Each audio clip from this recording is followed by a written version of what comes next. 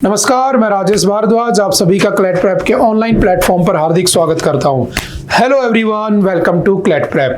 आज है 12 of December 2024 और जैसा कि आपको पता है हम डेली न्यूज़ एनालिसिस करते हैं, उसका फैक्चुअल एनालिसिस करते हैं और जितने भी इंपॉर्टेंट आर्टिकल्स होते हैं जो हमारे एग्जाम में आने लायक होते हैं उन सभी का हम क्या करते हैं, उनके फैक्ट्स जानने की कोशिश करते हैं, क्योंकि हमारे एग्जाम में फैक्चुअल क्वेश्चन ही पूछे जाते हैं।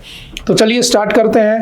आज कौन सा दिन है? तो आज है 12 ऑफ दिसंबर। आज ऐसा कोई स्पेशल डे तो है नहीं, तो हम उसको थोड़ा सा स्किप कर देते हैं। तो हम चलते हैं हमारे आज के इंपॉर्टेंट न्यूज़ के ऊपर। जो सबसे पहली न्यूज़ आपने देखी, देखो एक्चुअल में इसको ऐसे समझना, आपने देखा होगा कि आज का जो टाइम है ना, हाँ मैं ये बात मानता हूँ कि पहले से जो पूरा का पूरा टाइम था वो मेल डोमिनेंट रहा है हमारी सोसाइटी। ठीक है, आप किसी रिलीजन में चले जाओ, किसी धर्म में चले जाओ, किसी समाज में, किसी सोसाइटी में चले जाओ, लेकिन वो समय अलग था जब लड़कियों को, जब गर्ल्स को, वुमेन्स को, महिलाओं को बाहर नहीं निकलने दिया जाता था। उनके ऊपर पाबंदियां थी ना, स्ट्रिक्टनेस बहुत ज़्यादा थी उनके ऊपर। लेकिन अब लगभग सब चीज़ें इक्वल कर दी गई हैं। आपने देखा होगा हर चीज़ में इक्वलिटी होनी चाहिए, लड़का लड़की एक बराबर, ये सब देखा होगा ना। ठीक है, बॉयज गर्ल्स सब इक्वल है, ये सब अब ये इतना बढ़ चुका है, इतना ये सही भी है, ये गलत नहीं है, बिल्कुल सही है, लेकिन इसका कुछ मिसयूज भी होता है। उसी का एक एग्जांपल हमारे सामने है। तो मैंने कहा कि सभी को इक्वलिटी होनी चाहिए, सभी को बराबरी होनी चाहिए, सबको आज़ादी से रहने का अधिकार है, राइट टू लिव, है ना। हमारे कॉन्स्टिट्यूशन का कौन सा आर्टिकल, समझने इसकी गहराई को, कौन सा आर्टिकल है? तो आर्टिकल 21 क्या कहता है? राइट टू लिव, यानी कि मुझे जीने का अधिकार है। और मुझे कैसे जीने का अधिकार है? तो मुझे विद डिग्निटी, मुझे डिग्निटी से जीने का अधिकार है, ध्यान रखना। लेकिन याद रखना, राइट टू सुसाइड मेरे पास नहीं है। किसी को मारा नहीं जा सकता है। अगर कोई मरने की कोशिश करता है तो उसके ऊपर भी केस चार्ज लग जाते हैं, आप नहीं मर सकते हो। लेकिन अगर कोई मरी जाए, सुसाइड ही कर ले, और कोई एक बहुत कह सकता हूं कि एक वीडियो रिकॉर्ड करके अपने आप को खत्म कर ले कि मेरे मरने का रीजन ये है, तो उसके बाद आप उसका क्या कर सकते हो? तो बेसिकली ये जो न्यूज़ है ना, आपने हर न्यूज़ आर्टिकल में, हर अखबार में पढ़ी होगी, हर न्यूज़पेपर में, ये हमारे सिस्टम के फेलियर को दिखाती है। अगर मैं कहता हूं कि कोई वुमेन है, ठीक है, हम इक्वलिटी की बात करते हैं, है ना, जस्ट एक सोसाइटी में यही हो रहा है। आपने देखा होगा सारे न्यूज़पेपर्स बड़े पड़े हैं कि जो फेक फेमिनिज्म चल रहा है आज के दिन मार्केट में, वो हो रहा है। होता क्या है कि फेमिनिज्म के नाम पर क्या किया जाता है कि जो मासूम लोग होते हैं, जो इनोसेंट लोग होते हैं, उनके साथ बहुत बड़ा अत्याचार होता है, एक्सप्लॉयटेशन होता है। जैसे इस मुद्दे को मैं समझाने की कोशिश करता हूँ। ये बंदा है जिसका नाम है बेसिकली अतुल सुभाष, ठीक है, एक इंजीनियर है बेसिकली, ठीक है, उसमें टेक कंपनी में काम करता है। ये 2020 में, समझना, इससे बहुत सारी चीज़ों का ज्ञान मिलेगा तुम्हें। ये 2020 में किसी ऑनलाइन वेबसाइट्स के थ्रू, ये जो होती है ना शादी जो करवाते हैं ये लोग, इनके थ्रू मिलते हैं और उससे शादी कर लेता है। उसकी वाइफ उसे धीरे धीरे हरेस करना शुरू कर देती है। उसके जो वाइफ के घर वाले थे वो हरेस करना शुरू कर देते हैं। फिर क्या होता है, उससे डिमांड होने लगती है पैसों की। ये पैसे देता रहता है, ठीक है, ये पैसे देना बंद कर देता है तो इसके ऊपर जो डाउरी जो होता है आपका, दहेज प्रताड़ना, उसके एलिगेशंस, इस पे आरोप लग जाते हैं। इसकी फैमिली को पुलिस वाले परेशान करने लगते हैं क्योंकि केस लग गया। अब ये भी तो हो सकता है ना कि आजकल ये इतनी आज़ादी मिल चुकी है कि ये लोग इतने आज़ाद हो चुके हैं बेसिकली कि इसका मिसयूज उठाते हैं। जो देखो, जो पढ़ लिख गया, एक होता है एक लड़की पढ़ी लिखी, समाज को समझी, आईएएस आईपीएस बनी, डॉक्टर बनी, उसने समाज को आगे बढ़ाया। एक लड़की पढ़ी लिखी, उसने कानून को समझा और कानून का मिसयूज करना सीख गई और लोगों के साथ फ्रॉड कर रही है। तो ये वाला केस यहाँ पर हमें देखने को मिलता है।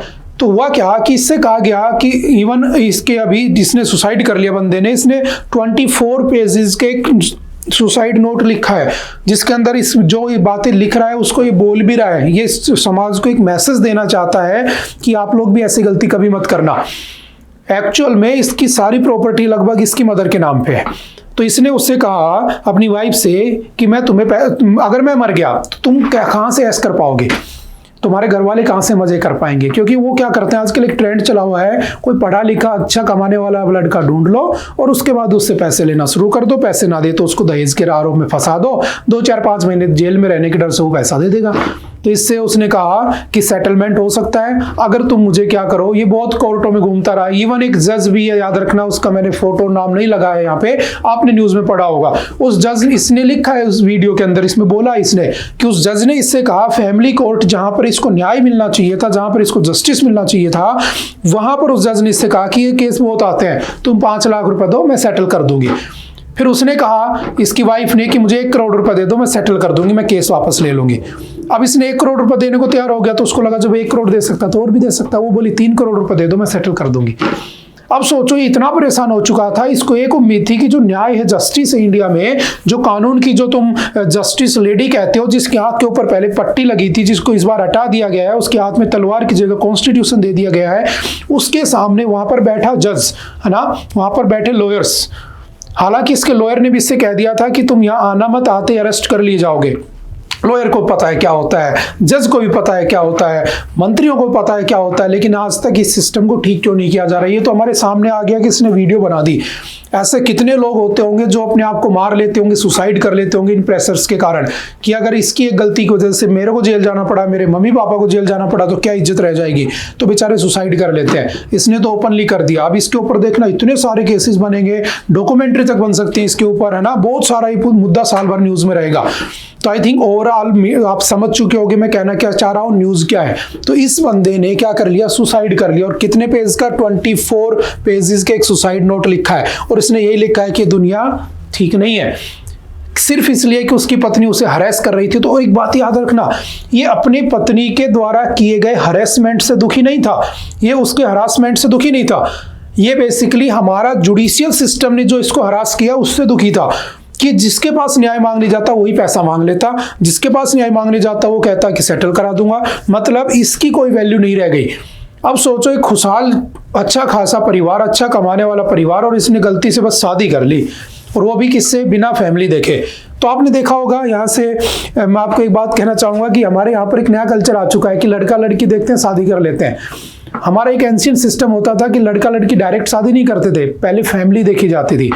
आज भी बहुत सी जगहों पर गांव में ये सिस्टम है कि आपकी फैमिली बैकग्राउंड चेक किया जाता है। इस भाई ने कुछ चेक नहीं किया था, शादी कर ली, बाद में इसको पछताना पड़ा। तो ये क्लियरली एक मैसेज भी हमारी सोसाइटी के लिए, जब भी आप किसी से शादी करते हो तो 2, 4, 5, 10 दिन की बातें थोड़ी ना है, जिंदगी भर की बातें हैं। आपको उसकी कमियां भी झेलनी पड़ेंगी, उसकी अच्छाइयों के साथ भी जीना पड़ेगा। लेकिन उससे ज्यादा जरूरी है क्या, कि उसके पीछे का बैकग्राउंड क्या है। बात समझ में आ रही है? तो ये पूरा का पूरा मुद्दा आज का एक सनसनीखेज मुद्दा बना हुआ है, जो आगे तक चलते चलते बार बार न्यूज में आएगा। ये तो हो गया जस्ट एक मैटर। आई थिंक आप समझ चुके होंगे इससे तुम्हें क्या सीख लेनी चाहिए, कैसे तुम्हें जीवन को जीना है आगे, ठीक है। और याद रखना, suicide is not an option. लेकिन ये बंदा इतना परेशान हो चुका था तो कर लिया। तो मुझे कौन सा कॉन्स्टिट्यूशन का आर्टिकल, मुझे तो एग्जाम पास करना है ना, तो कौन सा आर्टिकल है जो मुझे जीने की आजादी देता है? तो मुझे देता है कौन, 21। लेकिन कैसे, विद डिग्निटी। लेकिन इसकी तो डिग्निटी बची नहीं रही थी बेचारे की, तो इसने सुसाइड कर लिया। समझ में आ रही बात? कौन सा आर्टिकल है जो कहता है सुसाइड नहीं कर सकते? तो 21 ही कहता है, राइट टू सुसाइड नहीं है। हाँ, याद रखना, एक केस हुआ था, कौन सा, अरुणा शानबाग, ठीक है, अरुणा शानबाग। अरुणा शानबाग क्या था कि इस केस में आपके मुंबई में एक हॉस्पिटल था, किंग एडवर्ड हॉस्पिटल, ठीक है। इस किंग एडवर्ड हॉस्पिटल में 1973 की बातें हैं, एक नर्स होती है अरुणा शानबाग, इनके साथ क्या हो जाता है, रेप होता है, और रेप के बाद ये चली जाती है कोमा में, ठीक है। और ये लगभग 42 ईयर तक, 42 साल तक कोमा में रहती है। तब इनके फैमिली वाले सुप्रीम कोर्ट में पेटिशन लगाते हैं कि क्या हम इनको मार सकते हैं, मतलब कि इनका जीने का कोई फायदा तो है नहीं, ये कोमा के अंदर है, फैमिली वैसे दुखी है, ये भी दुखी है, स्ट्रगल ही कर रही है लाइफ से। तब सुप्रीम कोर्ट ने कहा था कि पैसिव यूथानेशिया दिया जा सकता है, यानी कि याद रखना, यूथानेशिया से इनको डेथ दी जा सकती है। कब? जब 4 डॉक्टर लिख कर दे दें, या जो भी अलग कंडीशंस इसमें नई बनाई गई हैं, अदरवाइज तुम्हें मरने का राइट नहीं है। समझ में आ गई बात? तो इस आर्टिकल से हमें कुछ चीजें भी सीखने को मिलती हैं, ठीक है। हाँ, सोसाइटी में फेमिनिज्म ठीक है, इक्वलिटी होनी चाहिए, राइट्स के लिए लड़ाई होनी चाहिए, इक्वलिटी होनी चाहिए, लेकिन इसका जो मिस यूज हो रहा है उसके ऊपर भी कानून की नजर पड़नी चाहिए। समझ गए? बहुत सी फैमिलियां बर्बाद कर दी जाती हैं फेक दहेज के मामलों के अंदर, बहुत सारे ठीक भी होते हैं। ठीक है, देखो इसके बारे में manhelpline.org, ठीक है, वुमेन हेल्पलाइन है तो वुमेन हेल्पलाइन भी होनी चाहिए। ठीक है, बेसिकली इसमें कहा गया this is not a suicide, it is a systematic murder, reveals systematic discrimination against man, exposes judiciary legal bias and extortion against men. Men are being pointed by judiciary and the system. बिल्कुल सही कह रहा है। ठीक है, जज को पता है फिर भी उसको परेशान किया जा रहा है। तो वो जो जज है, देखो इसमें दिक्कत ये थी, बेचारा जहां गया ना, इसको हर जगह भीख मंगे लोग मिले। इसकी वाइफ है वो ऐसी मिल गई, पैसा दे दे पैसा दे दे, जहां जज गया जज भी भीख मंगा मिल गया, वो भी पैसे दे दे तो सेटल करा दूंगा। तो बेचारा इतना दुखी हो चुका था अपनी चारों तरफ से कि इसने सुसाइड कर लिया। तो आई होप कि आप जो भी लोग मुझे देख पा रहे हो, जो भी इस मैटर से समझ पा रहे हो, आप एटलीस्ट ऐसे जुडिशियल सिस्टम में नहीं जाओगे, आप उसको ठीक करने की कोशिश करोगे अगर आप लीगल की तैयारी कर रहे हो। ठीक है, अगर हाँ तो बताना मुझे कैसे कर पाओगे। ठीक है, the death of human rights for man a systematic genocide of man's rights. ठीक है, वो सारी की सारी बातें, और ये अभी काफी दिन तक चलेगा। ठीक है, it's not mockery of the man's suffering but natural justice in question. ठीक है, चलते हैं नेक्स्ट क्वेश्चन के ऊपर। बाकी जब आएगा तो हम देख लेंगे कि सरकार इस पे क्या करती है। हालांकि सरकार कुछ भी नहीं करेगी, जब वो रेप केसेस के ऊपर कुछ नहीं करती तो ये तो छोटे मोटे केस हैं सरकार के लिए। Opposition plans motion to impeach UP जज। देखो हुआ क्या, यूपी उत्तर प्रदेश, उसमें यूपी जो हाई कोर्ट के जज हैं उनको हटाने के लिए इम्पीचमेंट लाने की बात हो रही है। अब एक बात समझना, एक होता है यहां पर सुप्रीम कोर्ट, ठीक है, ठीक है, उसके नीचे होता है हाई कोर्ट, उसके नीचे होता है डिस्ट्रिक्ट कोर्ट, और उसके नीचे होता है सेशन कोर्ट। ठीक है, तो याद रखना सबसे सुप्रीम कौन है, सुप्रीम, इसलिए तो सुप्रीम नाम दे दिया। तो ये जो है इसमें, ये कहां पर है तो दिल्ली में, याद रखना एक ही जगह पे है, और ये दिल्ली में रहेगा। इसका भी एक आर्टिकल कौन सा, 130। ठीक है, अब सुप्रीम कोर्ट का आर्टिकल कौन सा, तो इसका आर्टिकल 124। हाई कोर्ट का कौन सा आर्टिकल, तो हाई कोर्ट का आर्टिकल 214। अब एक बात समझना, इस हाई कोर्ट में, अच्छा यहाँ पर जजेस की अपॉइंटमेंट कैसे होती है, तो समझना यहाँ के लिए तो तुम एग्जाम देते हो, आरजीएस, एचजीएस, यूपीजीएस जो भी है, उसके बाद यहाँ पर एक्सपीरियंस के भी यहाँ पर या तो पीछे वाली कोर्ट में 5 साल का मिनिमम जज का एक्सपीरियंस होना चाहिए, या फिर इसमें या इसमें क्या होना चाहिए, मिनिमम 10 साल का लॉयर का एक्सपीरियंस होना चाहिए। यही फिर यहाँ के लिए, यही फिर यहाँ के लिए, इनके लिए कोई एग्जाम नहीं होता, वहां पर एग्जाम होता है डायरेक्टली। अब जानते हुए बातें, अब समझना एक बात को, सुप्रीम कोर्ट के अंदर आज के दिन कितने जज हैं, तो 1+33, और 1 कौन है, हमारे सीजीआई जो अभी चेंज हुए हैं। ठीक है, अब समझना हुआ क्या कि ये 34 जज आज के दिन। हाई कोर्ट में अलग अलग, हाई कोर्ट में अलग अलग कोर्ट होते हैं क्योंकि ये सब स्टेट की बनी होती है। अब सुप्रीम कोर्ट तो एक होगा, हाई कोर्ट कितने हैं, 25 है टोटल। ठीक है, बात समझ में आ रही है। सुप्रीम कोर्ट आज से पहले 3 बार बन चुके हैं। एक बार कब बना था, 1774 में बना था, 1773 के रेगुलेटिंग एक्ट से। एक बार 1937 में बना था by the government of India 1935 से। और हमारा जो आज का है वो कब बना था, 26 जनवरी 1950 को, जब हम रिपब्लिक हो गए थे, जो दिल्ली में है। ठीक है, अब समझना कुछ कुछ बेसिक बातें ना, यहां तक जाना है हमें। ठीक है, अब क्या हुआ कि हाई कोर्ट हर स्टेट में तो होगा नहीं, तो टोटल 25 स्टेट में है। वैसे 28 स्टेट हैं, 8 यूटी हैं, तो टोटल 36 हो गए, लेकिन हाई कोर्ट तो 25 है, तो कुछ का कॉमन भी होता है। जैसे मैंने आपको पॉलिटी में लिखवाया होगा, जैसे कि आपका बेसिकली अंडमान निकोबार और कोलकाता, उसका वेस्ट बंगाल का कोलकाता हाई कोर्ट हो गया, पंजाब हरियाणा और चंडीगढ़ का, तीनों का ही चंडीगढ़ हाई कोर्ट हो गया। ठीक है, आपका केरल और आपका लक्षद्वीप का एर्नाकुलम हाई कोर्ट हो गया। तो ऐसे बहुत सारों के मिक्स बने हुए हैं। तो हुआ क्या कि अगर मैं कहता हूं कि इनमें जो जजेज हैं, जजेज को हटाना है मुझे बेसिकली ना, तो इसके जज को हटाने की और इसके जज को हटाने की बिल्कुल सेम प्रोसेस है, प्रोसेस सेम है। ठीक है, अब क्या हुआ कि एक जज है शेखर कुमार यादव, उनको हटाने के लिए इंपीचमेंट लाया जा रहा है। अब एक बात समझना, यहां पे एक वर्ड लिखा है इंपीच, याद रखना इम्पीचमेंट नाम का जो वर्ड है वो सिर्फ और सिर्फ प्रेसिडेंट के लिए कॉन्स्टिट्यूशन में यूज हुआ है, और जिसका आर्टिकल है आर्टिकल 61। अगर प्रेसिडेंट कॉन्स्टिट्यूशन का वोलेशन करता है, वोलेट करता है, तो उस केस में प्रेसिडेंट के ऊपर इंपीचमेंट आता है। लोकसभा राज्यसभा किसी भी हाउस में आ सकता है। अगर वो 2/3 मेजोरिटी से पास हो जाता है तो उसके बाद उसकी वैकेंसी को, उसकी पोस्ट को वैकेंट मान लिया जाता है। लेकिन याद रखना, इम्पीचमेंट नाम का वर्ड किसी के लिए कॉन्स्टिट्यूशन में नहीं लिखा है, लेकिन हटाने की प्रोसेस इम्पीचमेंट है तो हम कह देते हैं, ये बात ध्यान रखना।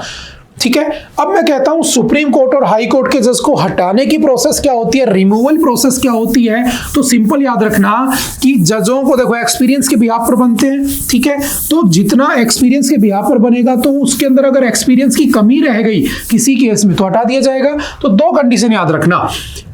अच्छा, दो तरीके से हटाया जाता है सुप्रीम कोर्ट या हाई कोर्ट इनके जजों को। एक कंडीशन तो ये है जो हमारे कॉन्स्टिट्यूशन में लिखी है। ठीक है, और कॉन्स्टिट्यूशन में ये लिखी है कि अगर दो कंडीशन है इसके अंदर, अगर शॉर्ट में समझ लेना, अगर वो किसी के साथ मिसबिहेव कर ले, ठीक है, बदतमीजी करे, या दूसरा वो काम करने में क्या हो, इनकैपेबल, अगर ये दो कंडीशंस फुलफिल होती हैं और एक भी होती है, if either he misbehaved with someone और इनकैपेबल इन हिज वर्क, तो उसके ऊपर क्या लग जाएगा, रिमूवल प्रोसेस स्टार्ट हो जाएगी। फिर क्या होगा कि जो आपकी लोकसभा है और जो आपकी राज्यसभा है, तो लोकसभा से कम 100 मेंबर और राज्यसभा से कम 50 मेंबर अगर इसके इन एलिगेशन से एग्री कर जाते हैं, अगर इसके इन एलिगेशन से एग्री कर जाते हैं तो उसके ऊपर क्या लग जाएगा, इंपीचमेंट स्टार्ट हो जाएगा, उसकी रिमूवल प्रोसेस स्टार्ट हो जाएगी। और उसके बाद जो प्रेसिडेंट है वो उसको क्या कर देगा, रिमूव कर देगा, यानी कि इसकी जो पोस्ट है वो क्या हो जाएगी, वैकेंट हो जाएगी। समझ में आ रही बात? ये तो हो गया कॉन्स्टिट्यूशनल तरीका। आज तक याद रखना, ना कोई सुप्रीम कोर्ट का जज ना कोई हाई कोर्ट का जज ऐसे हटाया गया है। ठीक है, एक दूसरी प्रोसेस होती है कि मान लो, देखो आपने एक चीज पढ़ी होगी, आपने एक आर्टिकल पढ़ा होगा, आर्टिकल 50, जो कहता है कि जो आपकी जुडिशरी है ना वो एग्जीक्यूटिव से अलग होनी चाहिए। Judiciary must be separated from the executive. ठीक है, और आपने एक चीज पढ़ी होगी, आर्टिकल 120 एंड 121। 120 और 121 क्या कहते हैं कि जुडिशरी के लोग कभी पार्लियामेंट के काम से वर्किंग्स में टांग नहीं अड़ाएंगे, और दूसरा कहता है कि जो पार्लियामेंट है वो जुडिशरी के काम में टांग नहीं अड़ाएगा, उसको डिस्टर्ब नहीं करेगा।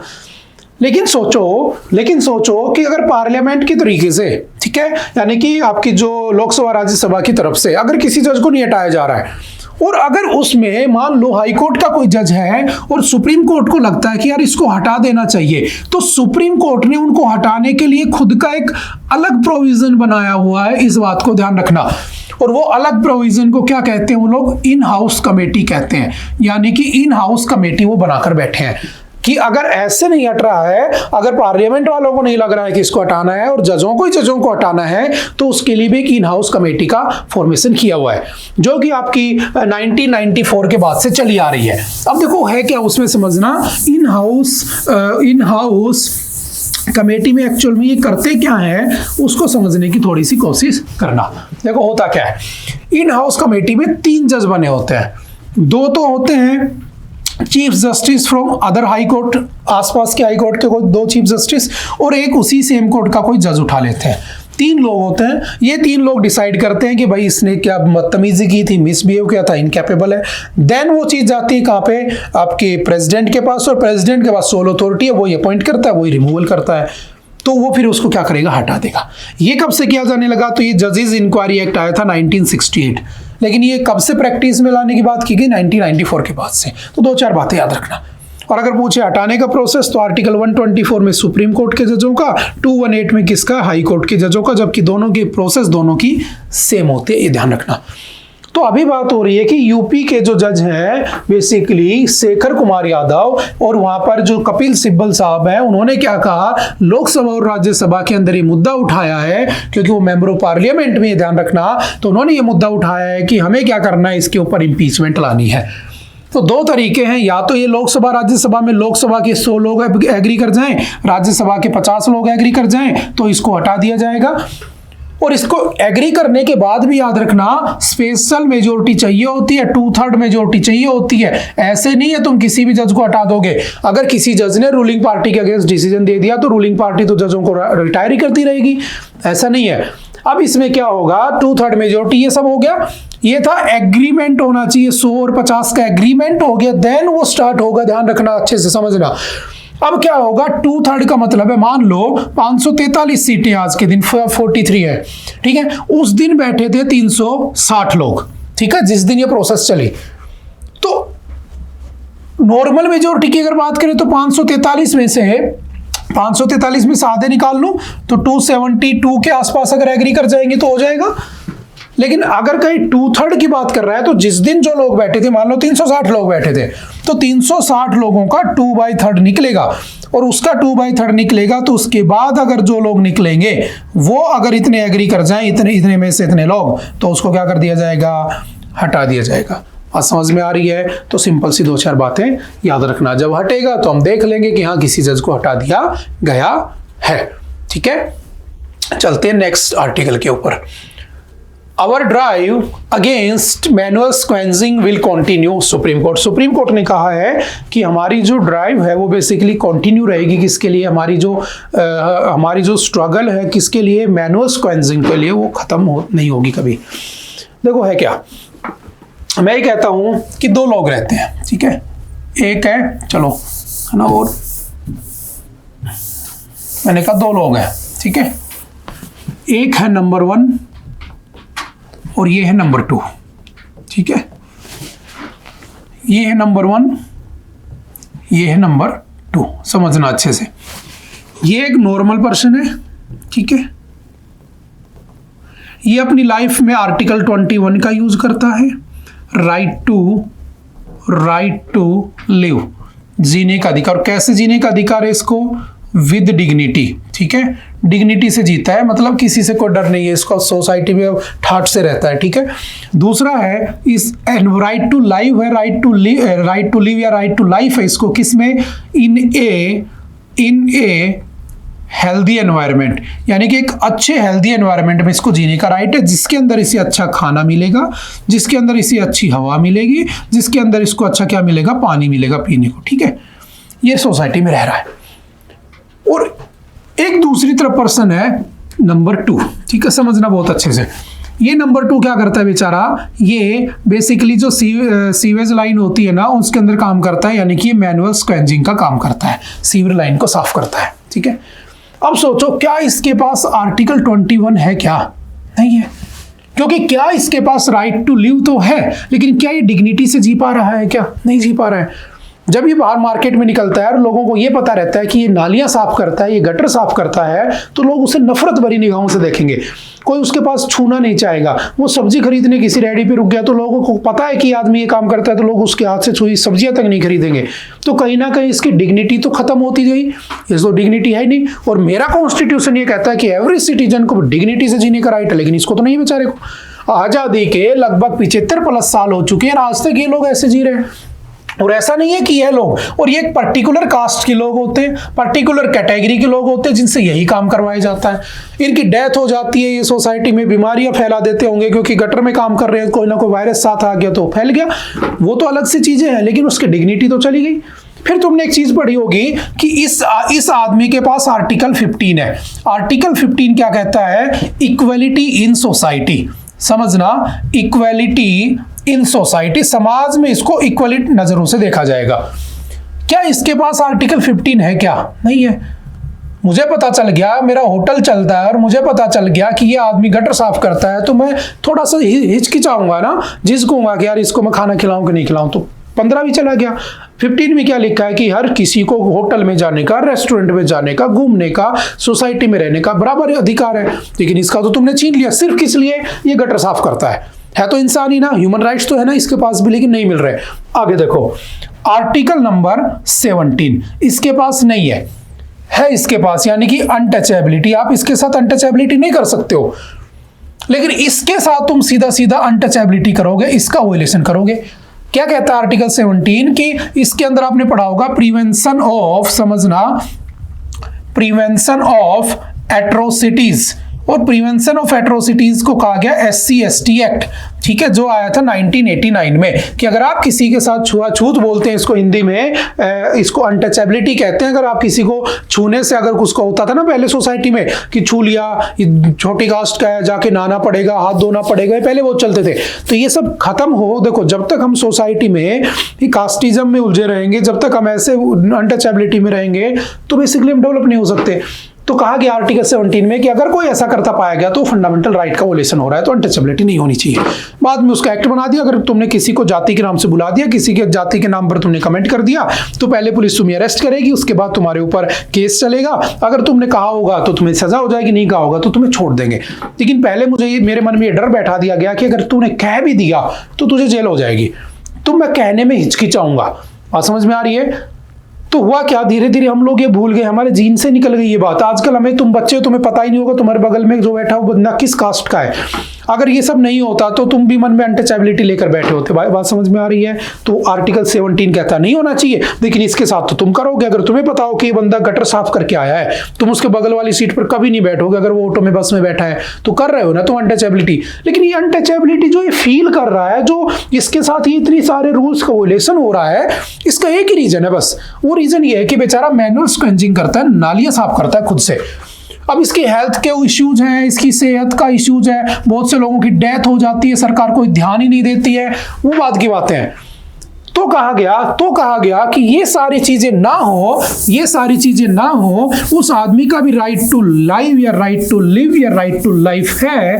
तो कहा गया एक स्कीम लाई गई, और उस स्कीम का नाम रखा गया नमस्ते स्कीम। और नमस्ते स्कीम में क्या किया गया, इसका पर्पस था to eradicate unsafe sewer and septic tank cleaning. Basically Namaste scheme में क्या कहा गया, इसके अंदर रोबोट्स लगा दिए गए कि अब रोबोट सफाई करेंगे। रोबोट में अच्छी क्वालिटी का कैमरा लगा होगा। रोबोट अगर अंदर जाएगा और वहां पर जहरीली गैसें बनी होंगी तो वहां पर उसका असर नहीं होगा, वो मरेगा भी नहीं, लोग मर जाते हैं बेचारे। रोबोट बाहर आएगा तो साफ करके दोबारा यूज कर लोगे, ना सोसाइटी में उससे इनइक्वालिटी होगी, ना वो बेचारा कभी ऐसे कुछ काम कर पाएगा। तो रोबोटिक यूज करना था, रोबोट्स का यूज करना था किसमें, स्क्वेंजिंग में। इसके लिए एक स्कीम आई थी नमस्ते, याद रखना, ठीक है।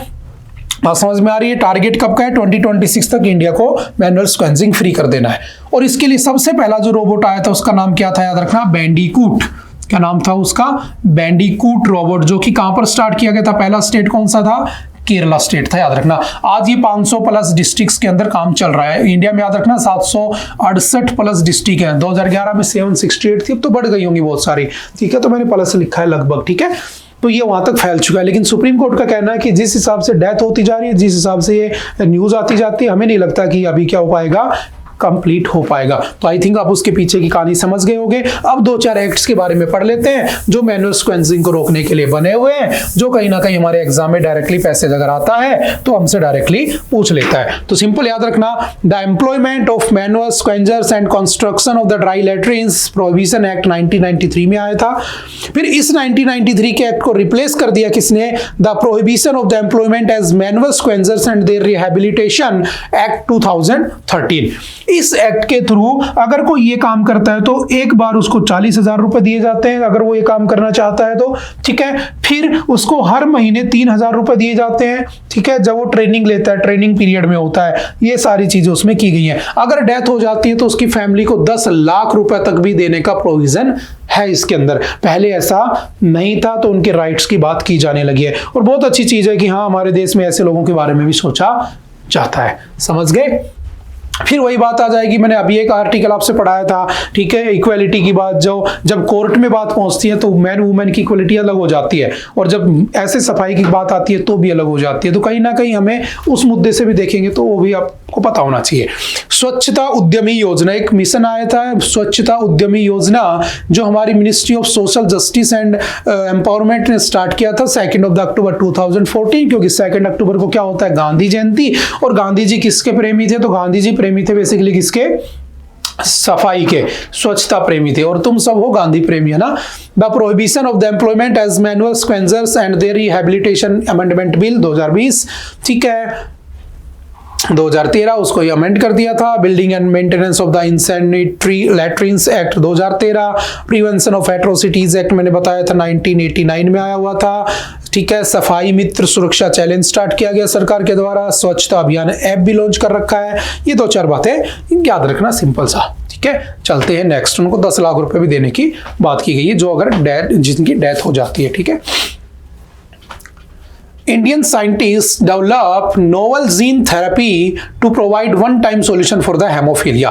देखो हेमोफीलिया जो है ना, हेमोफीलिया बेसिकली एक ऐसी बीमारी है, per patient cost of treating haemophilia in India is reported to be 2.54 crore over a 10 period. अब देखो हेमोफीलिया क्या है, एक ऐसी बीमारी है, एक जेनेटिक बीमारी, ध्यान रखना है ना, पता होनी चाहिए चीजें। जेनेटिक बीमारी है और होता क्या है इसमें कि हमारी बॉडी के अंदर क्लोटिंग होना बंद हो जाती है, जैसे कट लगा क्लोटिंग नहीं होगी, और कहीं से भी बॉडी के अंदर ब्लड आना शुरू हो जाता है, और कई बार इतना ज़्यादा ब्लड निकल जाता है कि डेथ ही हो जाती है। इसको हम कहते हैं हेमोफीलिया।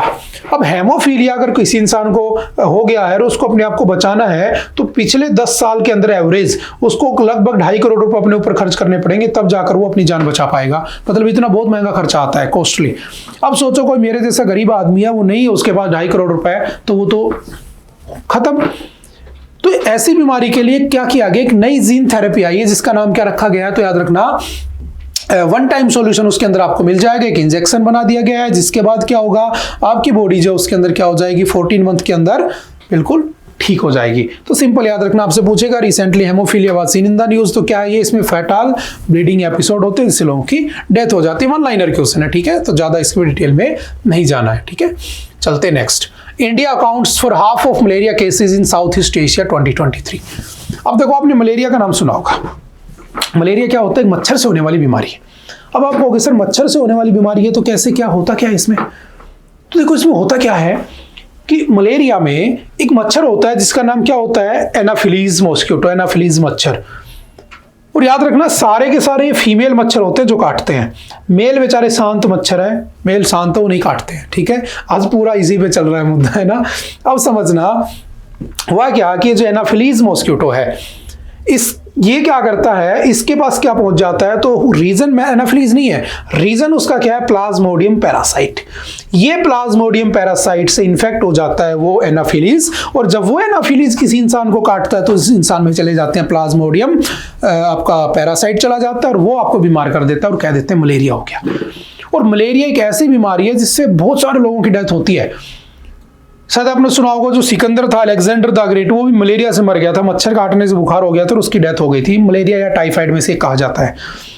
और दुनिया में इतने लोगों को कोरोना वायरस ने नहीं मारा, इतने लोगों को रोड एक्सीडेंट ने नहीं मारा जितने लोगों को मच्छरों ने मारा है। सबसे ज्यादा दुनिया में डेथ ही मच्छरों की वजह से होती है, क्योंकि जो बीमारियां ट्रांसफर होती है ना वो मैक्सिमम मच्छर ही करते हैं। बात समझ में आ रही है। तो ये एक ऐसी बीमारी है मलेरिया जिसको हमें एंड कर देना चाहिए। कब तक एंड कर देना चाहिए, तो WHO का टारगेट ये है कि हमें 2030 तक इसको खत्म कर देना है, लेकिन हो ही नहीं पाएगा, क्योंकि अभी 2023 की एक रिपोर्ट आई है जिसमें देखो इंडिया ने बहुत अच्छा काम किया है। 2000 में लगभग इंडिया में 60,000 डेथ हुआ करती थी लगभग। 2023 में इस बार इंडिया में लगभग 6,000 के आसपास डेथ हुई है। तो बहुत ज्यादा हमने प्रोग्रेस तो की है, ठीक है। तो ये जो वर्ल्ड मलेरिया रिपोर्ट है इसमें बताया गया है कि जो साउथ ईस्ट एशिया है, कौन सा है साउथ ईस्ट एशिया, देखो हम साउथ एशिया में, साउथ ईस्ट में नहीं है। आपने एक ग्रुप पढ़ा होगा आसियान, मैंने कई बार पढ़ाया ASEAN, association of south east Asian Nations, ठीक है, जिसमें 10 कंट्रीज आती है। लेकिन अगर मैं इस आसियान को छोड़ दूं और मैं अपने आप को साउथ ईस्ट एशिया में कंसिडर कर लूं, तो साउथ ईस्ट एशिया में सबसे ज्यादा केस कहां पे हैं, भारत में ही है। तो भारत बेसिकली किसका बना हुआ है, तो मलेरिया का। तो 2-4 बातें याद रखना, ठीक है। कई बार ऐसे क्वेश्चंस रैंडमली पूछ लिए जाते हैं, तो ये सब नहीं रटना है इंडोनेशिया में क्या है क्या नहीं है। 2-4 बातें याद रखना। जो आपका प्लाज्मोडियम पैरासाइट होता है उसके मेजरली 5 उसके वो होते हैं, वायरस होते हैं, पैरासाइट्स होते हैं, टाइप होते हैं, लेकिन 2 सबसे ज्यादा डेंजरस है, खतरनाक है, जो हमारे यहाँ पर पाए जाते हैं। कौन कौन सा, पी फैल्सीपेरम और दूसरा पी वाइवेक्स। कई बार पूछ लेता है P falciparum was recently seen in the news, what is this, तो ये प्लाज्मोडियम पैरासाइट का एक सही टाइप है। सबसे ज्यादा अफ्रीका, साउथ अमेरिका और एशिया के अंदर ये पाए जाते हैं, ठीक है, सिंपल याद रखना। चलते next. ILO report ask nations to uphold freedom of association at work. देखो मैंने कहा पहले ILO क्या, इस पे चलते हैं ना। ILO देखो वर्ल्ड वॉर फर्स्ट हुआ था 1914 से 1918, और उसके बाद वर्ल्ड वॉर 2 हुआ था 1939 से 1945। वर्ल्ड वॉर फर्स्ट जब खत्म हुआ तो ट्रीटी कौन सी हुई थी, तो याद रखना ट्रीटी ऑफ वर्सेलिस। कौन सी ट्रीटी हुई थी, ट्रीटी ऑफ वर्सलीज 1919 में, ठीक है। और जब ये खत्म हुआ तो कौन सी ट्रीटी हुई थी, तो याद रखना किस ट्रीटी से, तो ट्रीटी ऑफ, या इसको हम कहते हैं Paris peace treaty, Paris peace treaty से ये खत्म हो गया था, ठीक है। अब समझना सिंपल सा कि जब पहली बार जब फर्स्ट वर्ल्ड वॉर हुआ और वो खत्म हुआ, तो फर्स्ट वर्ल्ड वॉर के खत्म होने के बाद दुनिया भर में क्या हो गया, अनएम्प्लॉयमेंट बहुत ज्यादा क्रिएट हो गया। जब अनएम्प्लॉयमेंट हो गया तो कैसे लोगों को एम्प्लॉयमेंट दिया जाए, तो हुआ क्या, बेसिकली एक ग्रुप बना दिया गया जिसका नाम रखा गया इंटरनेशनल लेबर ऑर्गेनाइजेशन, ठीक है, जिसको मैंने शॉर्ट में लिख दिया ILO, ठीक है। कब बना था याद रखना, 1919 में, ठीक है। इसका हेडक्वार्टर कहाँ पे है, तो याद रखना हेडक्वार्टर जिनेवा में है, स्विट्जरलैंड में, ठीक है। आपसे पूछेगा कितने मेंबर्स इसके पार्ट है, तो आज के दिन 187 मेंबर इसके पार्ट है। ये किसका पार्ट बन चुका है आज के दिन, तो यूनाइटेड नेशन का पार्ट बन चुका है, जो दुनिया का सबसे बड़ा ग्रुप है, जो 24 अक्टूबर 1945 को बना था, जिसका हेडक्वार्टर कहाँ पे है, न्यूयॉर्क में है। तो आज के दिन ये इसका पार्ट बन चुका है, ठीक है। अब इसने कहा, इसकी रिपोर्ट ने कहा कि नेशन से पूछा कि to uphold freedom of the association at work. देखो, मान लो तुम किसी की जगह काम करते हो, एम्प्लॉय हो, ठीक है, तो आपके साथ आप बाहर से आए हो, आप यूपी बिहार से किसी दूसरे स्टेट में जाके काम कर रहे हो, ठीक है, तो तुम्हारे साथ अत्याचार भी तो हो सकता है, तुम्हारे साथ एक्सप्लॉयटेशन भी तो हो सकता है तुम्हारा, तो तुम्हें एक यूनियन बना के रहना चाहिए। और ILO ने कहा कि दुनिया भर के लोगों को फ्रीडम देनी चाहिए, लोगों को काम करते समय एसोसिएशन बनाने का। बात समझ में आ रही है कि आप जहां भी काम करते हो वहां पर आपको एक यूनियन बनाने का राइट होना चाहिए। लेकिन एक बात बताओ, क्या मेरा जो कॉन्स्टिट्यूशन है इंडिया का, क्या ये मुझे अलाउ करता है क्या कि मैं यूनियन बना लूं? बिल्कुल करता है। UN तो दुनिया भर से ये कह रहा है कि भाई तुम उनको अलाउ करो ताकि उन लोगों के साथ कोई अत्याचार ना हो। जैसे मान लो कोई अपना घर बार छोड़कर कहीं बहुत दूर काम करने चला गया, उसने 6 महीने काम किया, 2 महीने के पैसे देकर उसको भगा दिया गया, तो उसके तो 4 महीने भी वेस्ट हो गए, 4 महीने की मेहनत भी वेस्ट होगी, सब वेस्ट हो गया। तो एक एसोसिएशन होना चाहिए, सब मिलकर काम करेंगे, जैसे ऑटो एसोसिएशन होता है। लेकिन मुझे तो एग्जाम पे फोकस रखना है, तो ध्यान रखना मेरे इंडियन कॉन्स्टिट्यूशन में, ठीक है, हमारे इंडियन कॉन्स्टिट्यूशन में याद रखना एक आर्टिकल आता है जो तुम्हें याद होना चाहिए। और वो आर्टिकल कौन सा है, तो आर्टिकल नंबर 19, जो कि बेसिकली फंडामेंटल राइट का पार्ट। अगर इसका वायलेशन हुआ तो मैं सुप्रीम कोर्ट चला जाऊंगा। और ये आर्टिकल 19 का फर्स्ट है, और उसके अंदर 6 चीजें लिखी हुई है। पहला कौन सा लिखा है, तो पहला उसके अंदर है राइट टू या freedom to speech and expression, यानी कि मुझे फ्रीडम है स्पीच एंड एक्सप्रेशन की, मैं जो चाहूं बोल सकता हूं, जिसके बारे में चाहिए बोल सकता हूं, ठीक है। दूसरा मेरे पास है फ्रीडम टू मेक यूनियन, ठीक है। तीसरा है freedom to assemble without weapons, मैं बिना वेपन्स के असेंबल हो सकता हूं, ठीक है। उसके बाद इसमें लिखा हुआ है freedom to travel across the nation, मैं देश में जहां चाहूं वहां घूम सकता हूं, ठीक है, शॉर्ट में समझना। उसके बाद लिखा है 5वें में freedom to live anywhere in the nation, मैं कहीं भी देश में रह सकता हूं, ठीक है। और लास्ट आता है freedom to practise any profession anywhere in the nation. अब सोचो, पहला क्या, स्पीच एंड एक्सप्रेशन, जो चाहो जिसके बारे में बोल दो, लेकिन याद रखना 3 कंडीशंस है। पहला कौन सा, आपको लॉ एंड ऑर्डर को मेंटेन रखना है, ठीक है, आप ये नहीं किसी को गालियां देने लग जाओगे प्लेटफॉर्म पे जाके। दूसरा, आपको बेसिकली मोरालिटी का ध्यान रखना है, ठीक है, सदाचार का ध्यान रखना है, ठीक है, गाली गलौच नहीं करनी है। तीसरा क्या है, आपको तो पब्लिक हेल्थ का ध्यान रखना, आपको कुछ ऐसा नहीं बोलना है कि कल को दंगे फसाद हो जाए, तो आपको कुछ भी बोलने का, एक्सप्रेस करने का राइट है, ठीक है। जैसे इसका एग्जाम्पल कौन आता है, न्यूज मीडिया, न्यूज़पेपर, प्रेस, ठीक है, ये इसी में आती है, ठीक है। अगला है टू असेंबल विदाउट वेपन्स, ये पहले ये बाद में, ठीक है। टू असेंबल विदाउट वेपन्स, अगर मान लो मैं किसी के खिलाफ कुछ करना चाहता हूं तो विदाउट वेपन्स असेंबल हो सकता हूं। जैसे किसान प्रोटेस्ट कर रहे हैं तो बेचारे विदाउट वेपन ही तो कर रहे हैं, लेकिन उनको नहीं करने दिया जा रहा, वो एक अलग पॉलिटिकल मुद्दा है। बाकी सभी को बिना हथियारों के अपना रिवोल्ट करने का, असेंबल होने का राइट है। अगर मैं बंदूक लाठी लेकर चला गया तो मुझे जेल में डाल देंगे, क्योंकि मैंने लॉ एंड ऑर्डर को वायलेट कर दिया, ठीक है। तीसरा क्या है, टू मेक यूनियन, मैं जहां भी काम करता हूं वहां पर मुझे यूनियन बनाने का राइट है, ठीक है। अब यूनियन बनाने का राइट का मतलब ये नहीं है कि तुम यूनियन बना लो, डायरेक्टर के ऑफिस में जाओ और उसको सीधा एक थप्पड़ मारो, सैलरी बढ़ा, वरना हम तो काम नहीं करेंगे, उसे किडनैप कर लो, उसके बच्चों को किडनैप कर लो, सैलरी बढ़वा लो, ऐसा नहीं है। यूनियन बनाओ अपने राइट्स को बचाने के लिए, ठीक है।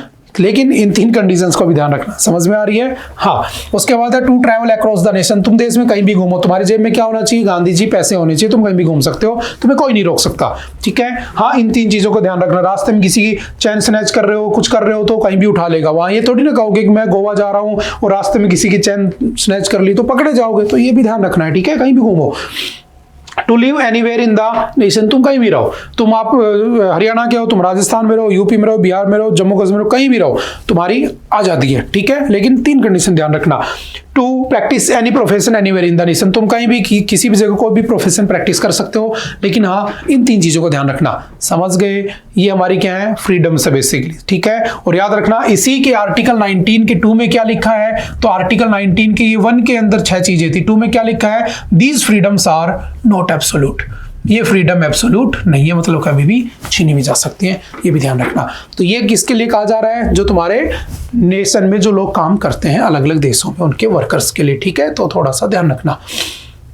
Parliament must remain the forum for airing the views of all representatives.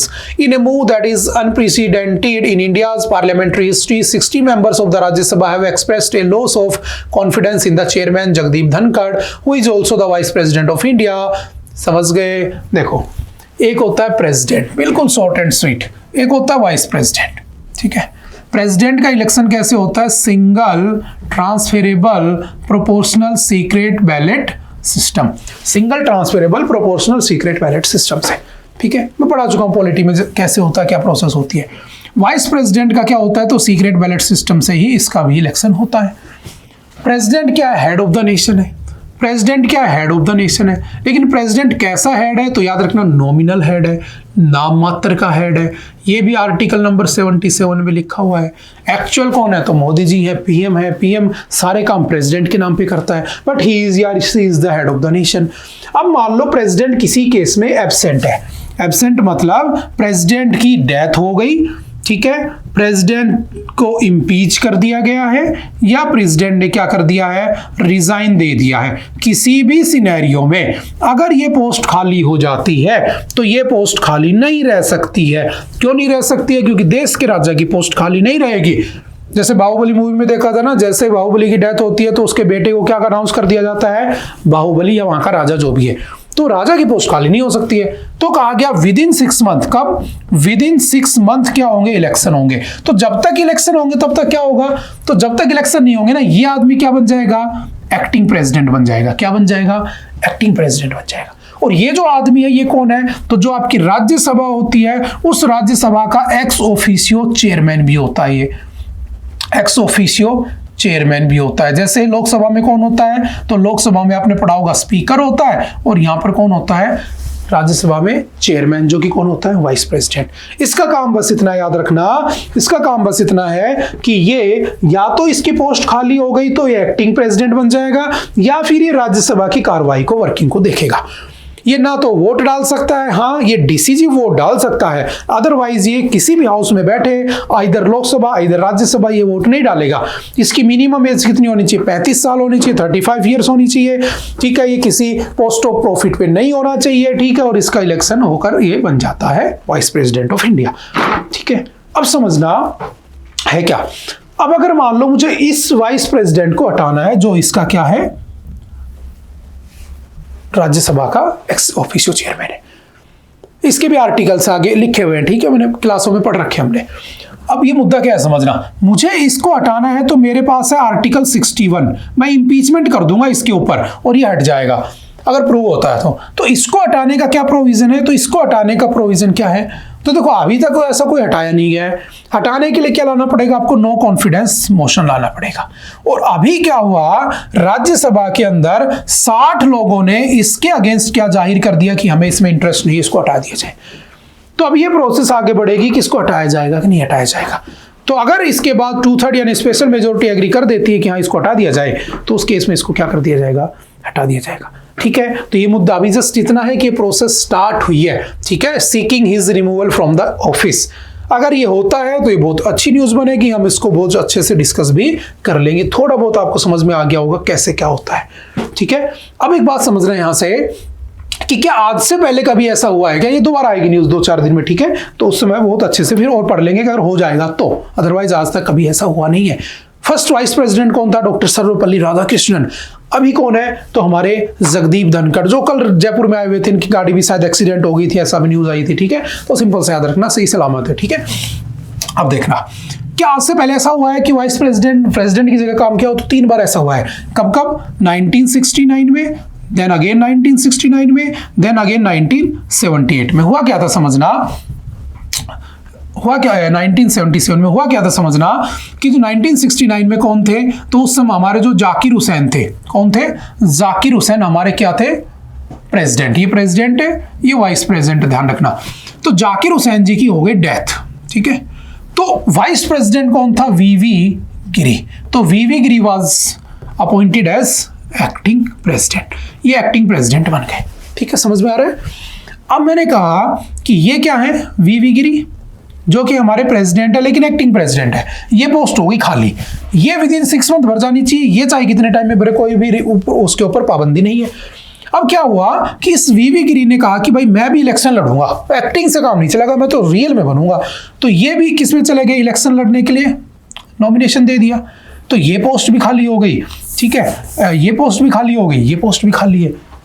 अब किसको बनाए? तो याद रखना, चीफ जस्टिस ऑफ इंडिया को उठाकर लाया गया, और चीफ जस्टिस ऑफ इंडिया आकर क्या बन गए? तुम्हारे एक्टिंग प्रेसिडेंट। तो आज तक एक बार ऐसा हुआ है कि chief justice of India was appointed as the acting president of India, और उसका नाम क्या था? आप लोग मुझे कमेंट करके बताओगे, अगर आप लोगों ने क्लास में पॉलिटिक्स क्लासेस ली हैं तो आपको पता होगा। Who was the Chief Justice of India who was appointed as the acting president of India, ठीक है। अब क्या हुआ? बना दिया इनको। अब क्या हुआ? तीसरी बार 1977 में क्या होता है? बेसिकली जो आपके फखरुद्दीन अली अहमद थे, उन फखरुद्दीन अली अहमद की हो जाती है डेथ, और जब उनकी डेथ हो जाती है तो उसी समय वाइस प्रेसिडेंट कौन थे? तो वाइस प्रेसिडेंट की पोस्ट पर थे बीडी जत्ती, ठीक है, B D Jatti. Then B D Jatti was appointed as the acting president of India. समझ गए? सिंपल सा याद रखना, ठीक है, कर लोगे। उसके बाद चलते नेक्स्ट, अगर इसमें दोबारा कुछ होगा तो हम पढ़ लेंगे इसको दोबारा से। कौन कौन से आर्टिकल है? वाइस प्रेसिडेंट ऑफ इंडिया होगा 63 में, 63 में एक्स ऑफिशियो चेयरमैन होता है, ठीक है, एक्टिंग प्रेसिडेंट की तरह काम करता है, इलेक्शन कैसे होता है, टर्म कितना होता है, 5 साल होता है, ठीक है, वो सार ओथ क्या होती है, हटाया कैसे जाएगा, वो सब बातें इसमें जस्ट लिखी हुई है, ठीक है। चलते हैं नेक्स्ट।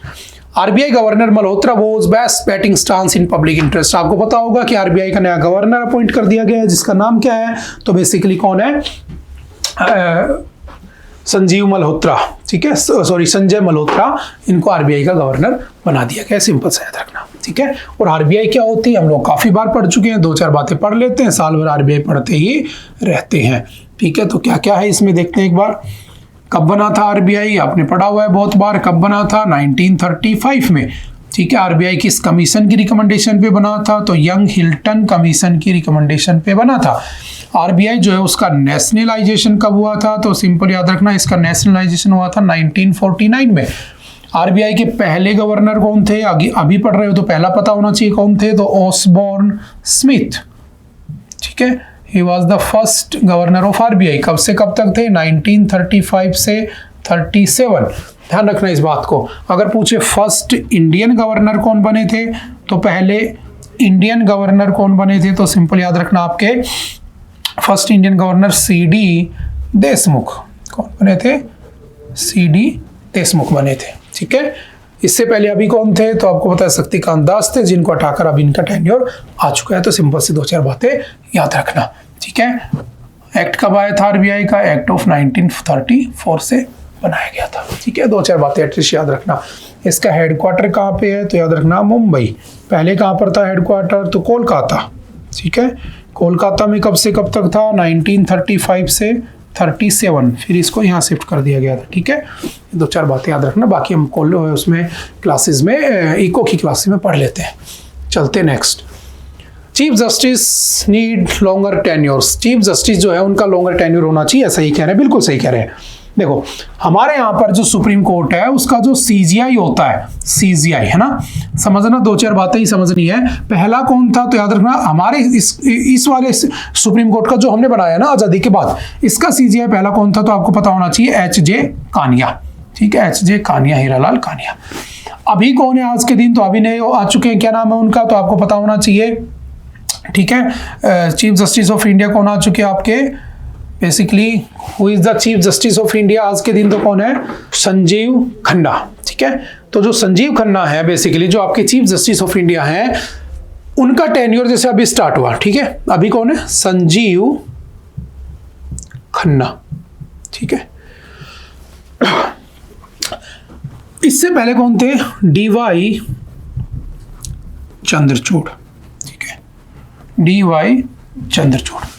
अब हुआ क्या समझना, हुआ क्या, आपने सुना होगा लॉन्गेस्ट टेन्योर किसका रहा है, तो लॉन्गेस्ट टेन्योर रहा है अभी तक किसका, वाई वी चंद्रचूड़, यशवंत विष्णु चंद्रचूड़। ये कौन थे, धनंजय यशवंत चंद्रचूड़, इनके फादर थे यशवंत विष्णु चंद्रचूड़।